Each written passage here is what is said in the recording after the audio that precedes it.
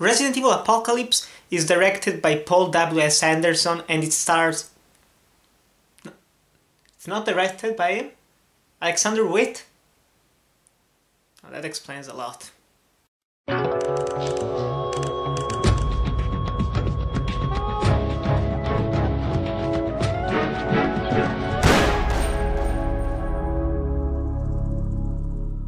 Resident Evil Apocalypse is easily the worst movie in the franchise, in my opinion, for just a multitude of reasons, honestly. The first movie did not have a lot of fan service, and I appreciate that, because it could stand on its own if someone didn't know the video game franchise. However, this one has a lot of freaking fan service. You have Jill Valentine, who is kind of a bitch in this one. I mean, in the games she's an interesting character, kind of complicated in the Resident Evil way, of course, but here she's kind of annoying. She's a badass for sure, but you just want to slap her in the face and say, get off your high horse, come on, you're not all that great, okay? She's very annoying, and we also have Nemesis, as I've already said in the previous review.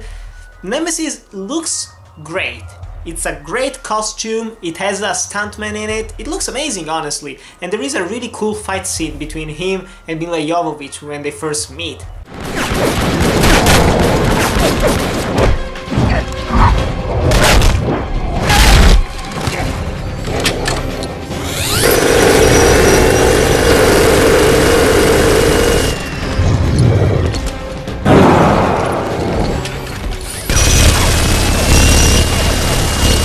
However, in the freaking climax of the movie, they have a fist fight.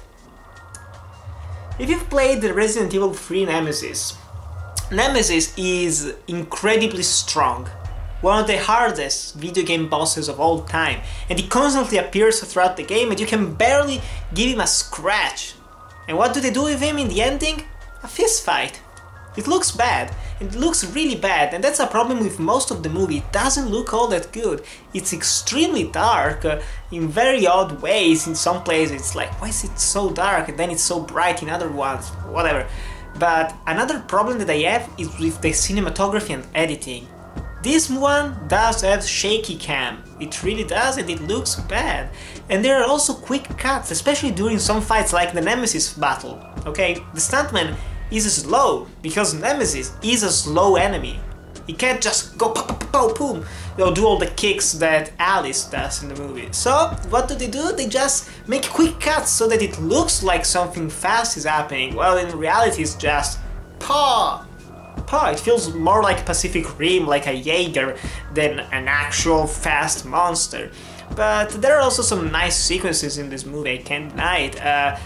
They all have to do with Milla Jovovich. She is the standout of the movie, and for good reason.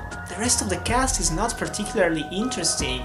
There is needless comic relief in the character of LJ. I don't know why he was in this movie. He's way better in the sequel, as well as the other character, Carlos Oliveira. And it's just dumb, and not the enjoyable kind of dumb. It's pretty boring, and another problem that I have with this one, that was also in the first movie honestly, is the violence itself. This is an R-rated movie that feels closer to a PG-13, you know? There are headshots with little to no blood. Characters are eaten by zombies and it's just all the zombies on a character who just start screaming, and there is no blood, there is no gore. There are no intestines flying all over the place or blood squirting, no, there's nothing. And that's a big problem. Also, there is some more CGI, horrible monsters, especially the hunters, don't look convincing at all. I still appreciate that the dog zombies are actual dog zombies. Actual dogs, whatever. But still, I appreciate that. Some of the makeup is fine, but the zombies don't look all that great. It's kind of a disappointment. They went bigger with this one, but maybe too much bigger. And I do feel the absence of Paul W.S. Anderson. This movie is not as stylish, not as well paced as the other one. It has a lot of dead moments, a lot of needless filler, a lot of focus on characters that you don't care about, and thankfully there are some nice action sequences, but overall this is the weakest entry in the franchise. The only real part that surprised me rewatching this was that Ian Glenn is in the movie. Jorah Mormont himself is the villain, and if I'm not mistaken, he's also in Resident Evil The Final Chapter.